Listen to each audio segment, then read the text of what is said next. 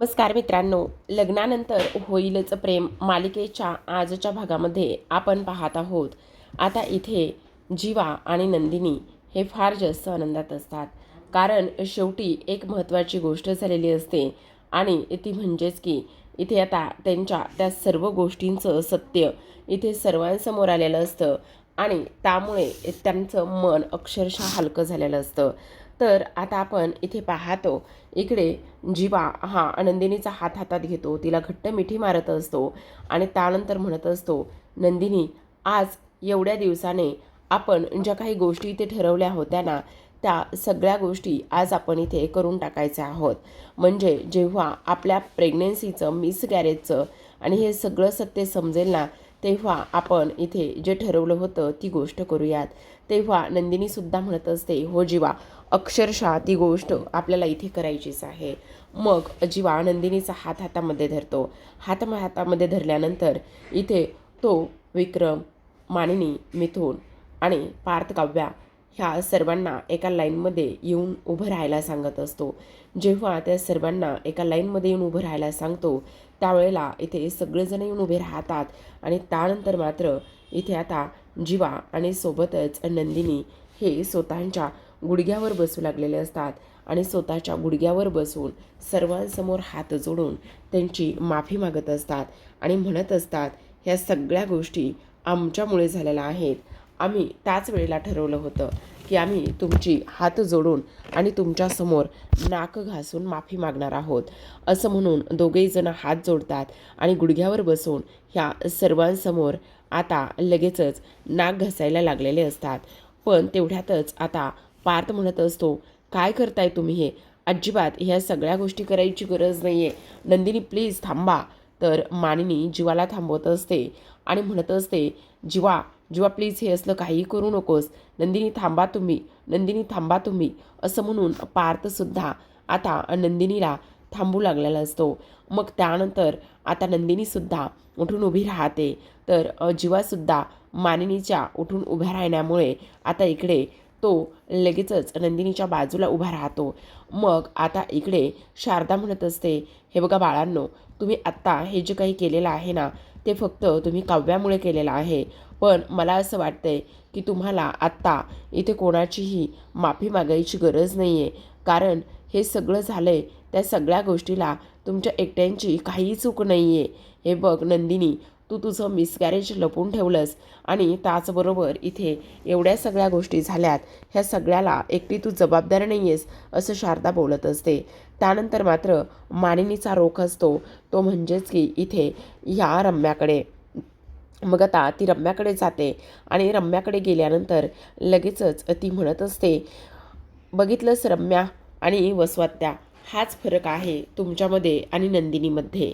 तुम्हाला सांगू, नंदिनीने काव्यासाठी तिच्या एक्झामसाठी ह्या सर्व गोष्टी लपवून ठेवल्या. तिला आत्ता हे सगळं काही कोणालाही सांगायचं नव्हतं. कारण काही जरी झालं ना तरीसुद्धा इथे तिला एक गोष्ट करायची होती आणि ती म्हणजेच की आता इकडे. कारण तुम्हाला एक गोष्ट सांगू का वसवत्या, हे बघा, नंदिनी ही इतरांच्या भावना जपते. नंदिनीला समजतं काय करायचं आणि काय नाही करायचं. पण तुम्ही मात्र अजिबातच तशा वागत नाही. समजलं तुम्हाला? असं सुद्धा स्पष्टपणे ती बोलत असते. तेव्हा मात्र विक्रम म्हणत असतात, अगं माननी, तू तिच्याकडून काय अपेक्षा करतेस? तिने हे सगळं जाणून बुजून आणि मुद्दामून केलेलं आहे. कारण तिला आत्ता या वेळेला ना फक्त आणि फक्त आपल्या काव्याची परीक्षा आणि ह्या सगळ्या गोष्टीबद्दल हे सगळं काही करायचं होतं. तिला असं दाखवून द्यायचं होतं की इकडे काव्याची जी एक्झाम आहे ती एक्झाम मात्र इथे होऊ नये. त्याचबरोबर तिच्या प्रेग्नन्सीला धोका व्हावा म्हणून इथे तिने ह्या सर्व गोष्टी केलेल्या आहेत. बस एवढंच, याच्या पलीकडे काही नाही. मग आता मात्र वसू म्हणत असते, हो, कारण तुम्ही मलाच दोष देणार हे सगळं मला चांगलंच माहिती आहे. कारण एक गोष्ट सांगू का, नंदिनीचं मिसकॅरेज झालेलं आहे आणि मिसकॅरेज झाल्यानंतर तिने ह्या सगळ्या गोष्टी सर्वांपासून लपवून ठेवल्या. त्याचबरोबर तिने हे सगळं काही का केलेलं आहे, तर ह्या काव्यासाठी तिने हे सगळं केलेलं आहे, बरोबर की नाही? पण मला एक गोष्ट सांगा, जर ह्या सर्व गोष्टी तिने ह्या काव्यासाठी केलेल्या आहेत, तर मग त्या काव्याला ह्या सर्व गोष्टीची काहीतरी पडलेली आहे असं तुम्हाला वाटतं का? सांगा ना, बोला. काहीतरी वाटतं का त्या काव्याला ह्या सगळ्या गोष्टीचं? अजिबातच नाही. अहो, नंदिनीचं मिसगॅरेज झालं आहे, पण जिच्यासाठी तिने हा सगळा काही त्याग केला आहे, जिच्यासाठी तिने ह्या सगळ्या गोष्टी इथे लपून ठेवल्या, त्या मुलीला, त्या काव्याला जरा तरी काही फरक पडला नाही आहे. वाटतं तुम्हाला? त्यावर रम्या म्हणत असते, आई जाऊ दे ना. हे बघ, ह्या सगळ्या गोष्टी इथे फक्त आपल्यासाठीच आहेत. ह्या लोकांना कोणतंही कसल्याही गोष्टीचं काहीही पडलेलं नाही आहे. त्यांना फक्त आणि फक्त इथे आपणच चुकीचे वाटतो आणि कायम आपणच चुकीचे वाटणार आहोत. कारण इथे कसं आहे ना, ते सगळेजण एक आहेत ग. तेव्हा मात्र इथे नंदिनी म्हणत असते, नाही व स्वत्या, तुमचा चुकीचा गैरसमज होतोय. रम्या, हे बघ, आम्ही काय करणार होतो, हे सर्व जे घडलं आहे ना, ते सगळ्या गोष्टी शांततेत बसून, शांततेत बोलून, सगळ्यांना विश्वासात घेऊन आम्ही हे सगळं काही सगळ्यांना सांगणार होतो. पण तुम्ही मात्र अशा पद्धतीने हे सर्वांसमोर आणलेलं आहे. तुम्ही मुळात हे असं करायला नको होतं. काव्याची डिलेवरी, त्याचबरोबर तिची एक्झाम झाल्यानंतर आम्ही ह्या सगळ्या गोष्टी इथे सगळ्यांना सांगणार होतो. पण तुम्ही मात्र फार चुकीच्या पद्धतीने हे सर्वांसमोर आणले. आणि मी काय म्हणते, आई, हे बघा, जे झालं ते सगळेजण आपण विसरून जाऊया. हे बघा, त्या सगळ्या गोष्टींचा एवढा विचार करण्याची काही गरज नाही आई. मी काय म्हणते ते एकदा ऐकून घ्या ना. हे बघा, आता जरी माझं मिसकॅरेज झालेलं असलं तरीसुद्धा मला तुम्हाला काहीतरी सांगायचं आहे आई. हे बघा, सगळ्यात महत्त्वाची आणि छान भावना मला तुम्हाला सांगायची आहे. आणि ती म्हणजेच की, हे बघा, जरी आमचं इथे बाळ गेलेलं असलं तरीसुद्धा इथे आम्ही आईबाबा होणार नाही आहोत असं मुळीच नाही आहे. आमचं बाळ इथे नक्कीच येणार आहे आणि ते सुद्धा खूप छान पद्धतीने या जगात येणार आहे. आणि हेच आम्हाला आता तुम्हाला सांगायचं आहे. कारण जर तुम्हाला अशाही सर्व गोष्टी समजल्या असतील तर ही सुद्धा गोष्ट तुम्हाला सांगणं फार गरजेचं आहे, असं सुद्धा आता नंदिनी बोलू लागलेली असते.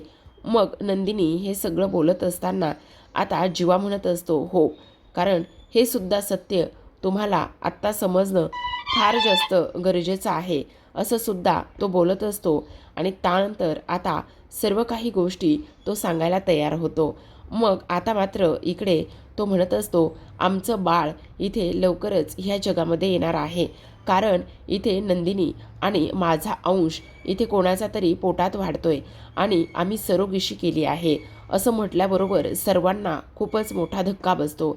आता विक्रम म्हणत असतात, ह्या सगळ्या गोष्टी तुम्ही मुळात कोणाला विचारून केल्या? तुमची हिंमत कशी झाली की सरोगेशी करण्याची? तेव्हा मात्र पार्थ म्हणत असतो, काय चाललंय जीवा तुझं हे सगळं? तुम्ही सरोगेशी केलीत आणि ह्या गोष्टी तुम्ही आत्ता आम्हाला सांगताय? सरोगेशी करण्याअगोदर एकदा तरी तुम्ही आम्हाला हे सगळं काही विचारायला हवं होतं. एकदा तरी तुम्ही आम्हाला ह्या सगळ्या गोष्टी एकदा तरी सांगायला हव्या होत्या. तुम्ही हे सगळं आमच्यापासून का लपून ठेवलंय? तेव्हा मात्र इथे जीवा म्हणत असतो, अरे दादा, लपून ठेवायचं असं नाही, कारण तुम्हाला सगळं सांगायचं होतं. पण तुला सांगू का, नंदिनी आणि त्याचबरोबर माझा अंश, आम्हा दोघांचा सुद्धा अंश इथे आर्याच्या पोटामध्ये वाढतोय. आता इकडे पार्थ म्हणत असतो, सॉरी, इथे आर्यन हे नाव सांगण्या अगोदर ना पार्थने एक गोष्ट विचारलेली असते. तो म्हणत असतो, जर सरोगेशी करायची असेल तर आपल्याला मात्र इकडे नात्यातली व्यक्ती लागते. मग नात्यातली व्यक्ती कोण आहे? असं बोलल्याबरोबर आता नंदिनी म्हणत असते, हो, नात्यातली व्यक्तीच लागते. आणि ती नात्यातली व्यक्ती इथे दुसरी तिसरी कोणी नाही तर आपली आर्या आहे. आर्या प्रेग्नेंट आहे. तर आर्याच्या आता जीवा आणि नंदिनीने एवढा मोठा गौप्यस्फोट केल्यामुळे इथे विक्रमच्या पायाखालची जमीन सरकलेली असते. विक्रमने सरळ सरळ इथे जीवाला जाब विचारलेला असतो की तुझी हे सगळं काही करण्याची हिंमत कशी झाली? एवढा मोठा निर्णय घेतला आणि एवढा मोठा निर्णय घेतल्यानंतर हे साधं कोणाला सांगावंसं सुद्धा वाटलं नाही आहे. तेव्हा मात्र आता जीवा म्हणत असतो, बाबा, खरं सांगू का तुम्हाला, जेव्हा आम्ही सगळ्या काही गोष्टी इथे टेस्ट केल्या, खरं तर डॉक्टरांनी आम्हाला सांगितलं की इकडे नंदिनी आता कधीच आई होऊ शकणार नाही, तिचं झालेल्या त्या मिसकॅरेजमुळे. आणि त्यानंतरच आम्ही हा निर्णय घेतला. आम्ही निर्णय हा एवढ्या सहजासहजी नाही घेतला बाबा. तुम्हाला सांगू, जेव्हा आम्ही तो पाळणा आणला होता ना, तेव्हा तो पाळणा अडगळीच्या खोलीमध्ये ठेवण्यात आला. अडगळीच्या खोलीमध्ये ठेवलेल्या पाळण्याकडे पाहून पाळण्यासमोर बसून मी रात्रंदिवस रडत राहिलो. एवढंच नाही बाबा, तर तर त्या पाळण्यामध्ये ना मी एक बाहुली टाकायचो आणि मी त्या पाळण्यामध्ये एक बाहुली टाकून सतत त्याला गात अंगाई गात तिथेच बसलेला असायचो. आणि बाबा एवढंच नाही, तर बाळ जाण्याने इकडे नंदिनीच नाही तर माझी स्वप्न आणि मी सुद्धा तुटलो होतो. बाबा तुम्ही काळजी करू नका ना. तेव्हा मात्र इथे आता पार्थ म्हणत असतो, अरे जीवा, वेडा आहेस का तू? एवढी मोठी गोष्ट तू केलीस आणि तू ही गोष्ट आम्हाला सांगितली नाही आहेस. आर्याच्या पोटामध्ये तुझा आणि नंदिनीचा अंश वाढतोय. तुला कळतंय का? तुमच्या अशा लपवण्यामुळे मी काय काय केले. मी तुझ्या आणि सोबतच इथे आर्याच्या नात्यावर संशय घेतलाय. ह्या सगळ्या गोष्टी तुला इथे समजतायत का? लक्षात येत आहेत का? अरे एवढंच नाही तर इकडे मी तुझा कितीतरी वेळा पाठलाग केलाय. एवढंच नाही तर मी अक्षरशः तुझ्या मोबाईलमध्ये GPS ट्रॅकर बसवलं. ह्या सगळ्या गोष्टी मी केलेल्या आहेत आणि तू आत्ता आम्हाला हे सगळं काही सांगतोस. कमीत कमी तू आत्ता आम्हाला तेव्हा तरी हे सगळं काही सांगायला हवं होतंस. मग आता त्यानंतर इथे लगेचच नंदिनी म्हणत असते, कसं सांगणार होतो पार्थ? जर आम्ही आत्ता त्यावेळेला ह्या सगळ्या गोष्टी सांगायला गेलो असतो तर आता मात्र प्रेग्नेन्सीचं लपवलेलं सत्यसुद्धा तुम्हाला सांगावं लागलं असतं. मग काय केलं असतं आम्ही? आणि ते आम्हाला अजिबातच कोणालाही सांगायचं नव्हतं. ही साधी गोष्ट इथे समजत नाही का तुम्हाला? असं सुद्धा आता इकडे ती बोलत असते. मग आता पार्थ म्हणत असतो, मानिनी मला एक गोष्ट सांग, तुला हे सगळं मान्य आहे? तुला हे सगळं काही पटतंय का? बोल ना. तुला ह्या सगळ्या गोष्टी इथे मान्य आहेत? आणि सरोगशी केली यांनी ही सुद्धा गोष्ट तुला इथे माहिती होती? बोल. मानिनी म्हणत असते, नाही, हे सगळं तुमच्यासोबत मला सुद्धा आत्ताच समजलेलं आहे. मला सुद्धा ह्या गोष्टी नव्हत्या माहिती. असं सुद्धा आता इकडे ती बोलत असते. मग आता विक्रम म्हणत असतात, मग जर तुला ही गोष्ट माहिती नव्हती तर ह्या सगळ्या गोष्टीबरोबर आणखी कोणाला ह्यांच्या ह्या प्रेग्नेन्सीचं, मिसकॅरेजचं आणि त्याचबरोबर सरोगशीचं सत्य माहिती होतं? बोल, सांगा कोणाला माहिती होतं? तेवढ्यातच आता इथे शारदा हात वर करत असते आणि म्हणत असते, हे सगळं मला चांगलंच माहिती होतं. मग असं बोलल्याबरोबर आता मात्र सगळ्यांना खूप मोठा धक्का बसतो की ह्या ज्या गोष्टी आहेत त्या मात्र इथे शारदाला सुद्धा माहिती होत्या. मग आता पार्थ म्हणत असतो, तुम्ही आमचा विश्वासघात केलाय. त्याचबरोबर आर्याला तुम्ही सरोगेशी बनवलंय, पण आर्या आणि जीवाच्या नात्यावर मी कितीतरी वेळा संशय घेतलाय. माझा भाऊ इथे नंदिनीला फसवत तर नाहीये ना? तो आर्यामध्ये गुंततच चालला नाहीये ना? ह्या सगळ्या गोष्टी इथे मला त्रास देऊ लागल्या होत्या आणि त्यामुळे मी हे सगळं काही बोलत होतो, करत होतो. आता विक्रम म्हणत असतात, अरे तुम्हा दोघांच्या आपल्या बायकोच्या पोटामध्ये आपलं बाळ वाढावं असं प्रत्येकाला वाटतं आणि तुम्ही मात्र इथे ह्या ह्या आर्याच्या पोटामध्ये तुम्हा दोघांचं बाळ वाढवायला तयार झाला आहात. एवढा मोठा निर्णय तुम्ही आम्हाला न सांगता घेतलाय. काय बोलायचं काय तुम्हाला? त्यावर आता जीवा म्हणत असतो, बाबा असं काय करताय? अहो ते बाळ तुमच्या सुनेचं आणि लेकाचंच असणार आहे. त्याच्यामध्ये इथे जीवा आणि नंदिनीचा अंश आहे. त्याचबरोबर इथे ते मानिनी देशमुख आणि विक्रम देशमुखांचाच नातू असणार आहे, नात असणार आहे. बाबा तुमचेच संस्कार त्याच्यावर होणार आहेत. ते बाळ तुमचाच वारसा पुढे चालवणार आहे. असं का बोलता तुम्ही? प्लीज असं नका बोलू. पण विक्रम ह्या सगळ्या गोष्टी मानून घ्यायला तयारच नसतात. विक्रमला ह्या जीवाचा आणि नंदिनीचा प्रचंड राग आलेला असतो. ते म्हणत असतात, नाही, मला ह्या सगळ्या गोष्टी पटत नाहीत. तुम्ही एवढा मोठा अशा पद्धतीचा हा तडकाफडकी निर्णय घेतलाय आणि त्यामुळे इथे काही झालं तरी मात्र मला तुमचं हे वागणं आणि ह्या गोष्टी अजिबात पटल्या नाही आहेत. काय गं काव्या, मला एक गोष्ट सांग, तुला हे सगळं पटलंय? म्हणजे हे ह्यांनी केलंय, सरोगेशीचं केलं, ठीक आहे, मिसकॅरेज झालं, लपवलं, पण आत्ता त्यांनी हे सरोगेशीचं एवढं मोठं पाऊल उचललंय. ह्या सगळ्या गोष्टी तुला मान्य आहेत? बोल, आहे तुला मान्य? तेव्हा काव्या काहीच बोलत नसते. आता मात्र इकडे वसू म्हणत असते, अरे विक्रम, तेच तर मी सांगण्याचा प्रयत्न करत होते, एवढा वेळ झालं तुम्हाला.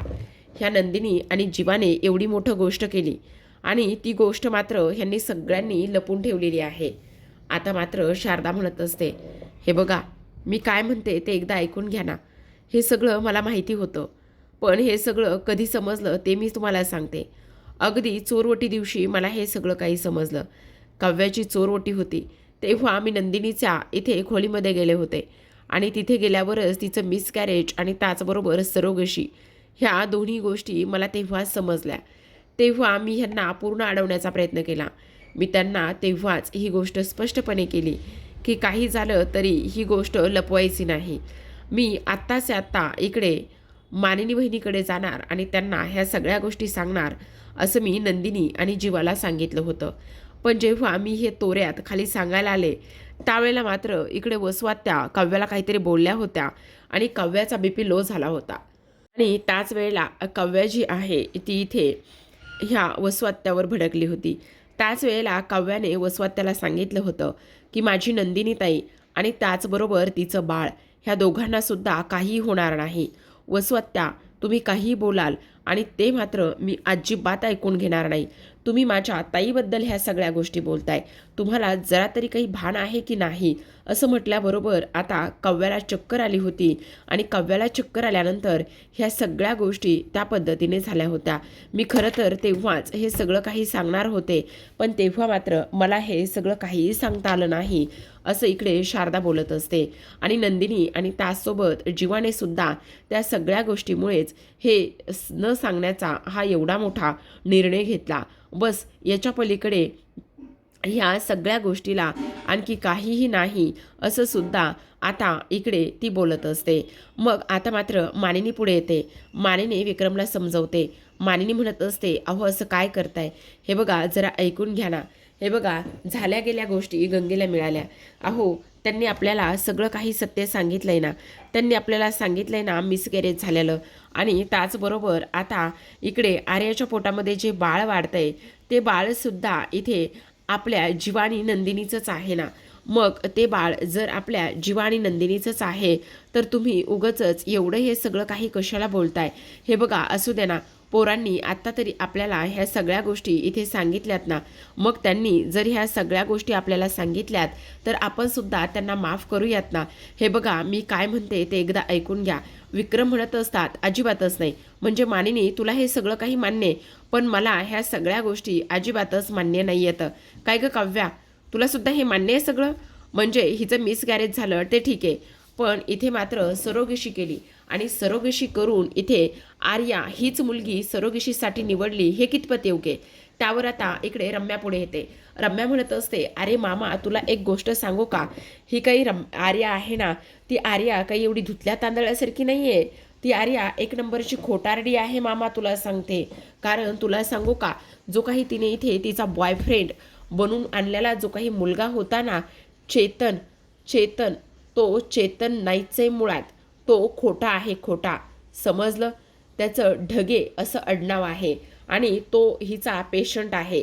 अगं, हिचा बॉयफ्रेंड काय किंवा ह्याच्यासोबत लग्न काय असलं काहीही नाही. तर तो मात्र इकडे हिच्याकडे सध्या ढुंकूनसुद्धा बघणार नाही. कारण ऑलरेडी त्याची एक बायको आहे आणि इथे हिने त्याला बॉयफ्रेंड बनवून आणलं होतं. हिने सुद्धा आपल्यासोबत सगळं काही खोटं बोललं आहे आणि हिच्या ह्या खोटारड्या पोटामध्ये जीवा आणि नंदिनीचं बाळ वाढतंय, असं आता इकडे रम्या बोलत असते. आणि आर्याचा सगळा काही पर्दाफाश आता ह्या रम्याने केलेला असतो. मग आता विक्रम म्हणत असतात, काय ग आर्या, तुला सुद्धा आम्हाला हे सगळं काही सांगावंसं नाही वाटलं? तुला सुद्धा एकदा तरी आम्हाला हे सगळं सांगावंसं नाही वाटलं? तेव्हा मात्र ती म्हणत असते, कसं सांगणार होते? सांगा ना. जर तुम्हाला मिसकॅरेजबद्दलच काही गोष्टी माहिती नव्हत्या, काही गोष्टी उलगडल्या नव्हत्या, तर मी इथे माझ्या प्रेग्नेन्सीचं, माझ्या बॉयफ्रेंडचं हे सत्य कशी काय सांगणार होते? बोला, सांगा. मी हे सगळ्या गोष्टी तुम्हाला सांगू शकत होते का? नव्हते सांगू शकत. आणि त्यामुळे मात्र मी तुम्हाला हे सगळं काही सांगितलं नाही, असं सुद्धा आता इकडे ती बोलत असते. मग आता हे सगळं काही बोलल्यानंतर आर्या म्हणत असते, मला एक गोष्ट समजत नाही रम्या, इथे लपून ठेवणं आणि न सांगणं ह्या दोन वेगवेगळ्या गोष्टी आहेत. तुला सांगू ह्या सगळ्या गोष्टी का केलेल्या आहेत, तर ह्या फक्त आणि फक्त जीवा आणि नंदिनी ह्या दोघांच्या बाळामुळे हे सगळं काही घडून आलेलं आहे. आणि त्याचबरोबर इथे मी काय सांगितलं आणि काय नाही ह्याहीपेक्षा जास्त महत्त्वाचं इथे मी कोणासाठी किती आणि काय लपवून ठेवलं हे महत्त्वाचं आहे, बरोबर की नाही? मग आता इथे विक्रम पुन्हा भडकलेले असतात. विक्रमला मुळात ही सरोगशी आणि ह्या सगळ्या गोष्टी अजिबातच मान्य नसतात. त्यांचं एकच म्हणणं असतं की मला हे पटलं नाही, तुम्ही हा निर्णय इथे परस्पर घेतला आणि त्यामुळे मला तुमच्याशी काहीही बोलायचं नाही, असं स्पष्टपणे ते बोलत असतात. पण आता हे सर्व काही झाल्यानंतर इथे मात्र आता विक्रमची समजूत मानिनी पूर्णतः काढण्याचा प्रयत्न करत असते. तर आता प्रेक्षकांनो, इकडे दुसऱ्या बाजूला आपण पाहतो इथे आता ही जी काही मानिनी आहे ती मानिनी इथे विक्रमशी बोलत असते आणि म्हणत असते, त्यांना सोडून कशाला एवढा विचार करताय, कशाला स्वतःच्या जीवाला त्रास करून घेताय. विक्रम म्हणत असतात, मानिनी तू वेडी आहेस का? अगं घरामध्ये आपण जर एखादा साधा टी व्हीसुद्धा घ्यायला गेलो तर प्रत्येकजण चर्चा करतं. प्रत्येकजण कोणत्या कंपनीचा घ्यायचा, तो टी व्ही कसा आणायचा, कोण काय करणार, कुठे लावायचा, ह्या सगळ्या गोष्टीची रीतसर पद्धतीने चौकशी होती किंवा बोलणं होतं. पण त्या आर्याच्या पोटामध्ये जीवा आणि नंदिनीचं हाडामासाचं बाळ वाढणार आहे गं मानिनी, लक्षात येते का तुझ्या? आणि एवढी मोठी गोष्ट आपल्या पोरानी आणि सुनेनी आपल्यापासून लपवून ठेवली आणि आत्ता येऊन ते आपल्याला सांगतात. तर इथे आता नंदिनी सुद्धा त्याच गोष्टीबद्दल बोलत असते. नंदिनी म्हणत असते, जीवा मला फार जास्त टेन्शन आलंय, काय करावं काय नाही ह्या गोष्टी अजिबातच समजत नाहीयेत. तेव्हा आता इकडे जीवा म्हणत असतो, नंदिनी नको काळजी करूस, सगळं कसं व्यवस्थित होईल, आपण आई आणि बाबांना पुन्हा एकदा समजावून सांगूया. पण जीवा ते सगळं काही झालं, पण रम्या आणि वसू आत्याने ह्या सगळ्या गोष्टी समोर आणल्या. आपण हे सगळं काही का करत होतो, तर काव्यासाठी करत होतो ना. मग इकडे पार्थ म्हणत असतो, काव्या तुमच्या गोष्टी लक्षात येत आहेत का? हे सगळं आपल्यामुळे झालंय असं तुम्हाला वाटत नाहीये का? काव्या म्हणत असते, म्हणजे मला सांगा, जर मी तुमचं बुक्स त्या IIP रोडवरती बाइंडिंग करायला गेलो असतो तर हे झालंच नसतं, तुमच्या हातातला काळा धागा सुटला नसता, तर हे झालंच नाही, नंदिनीने त्यांच्या हातातला धागा तुमच्या हातात बांधलाच नसता. मग आता काव्या रडते आणि म्हणत असते, देशमुख नंदिनीताईचं बाळ गेलं, तिचं मिसकॅरेज झालं, ह्या सगळ्या गोष्टीला मी जबाबदार आहे, असं म्हटल्याबरोबर पार्थला धक्काच बसतो. तर पाहत रहा, लग्नानंतर होईलच प्रेम. भेटूया उद्याचा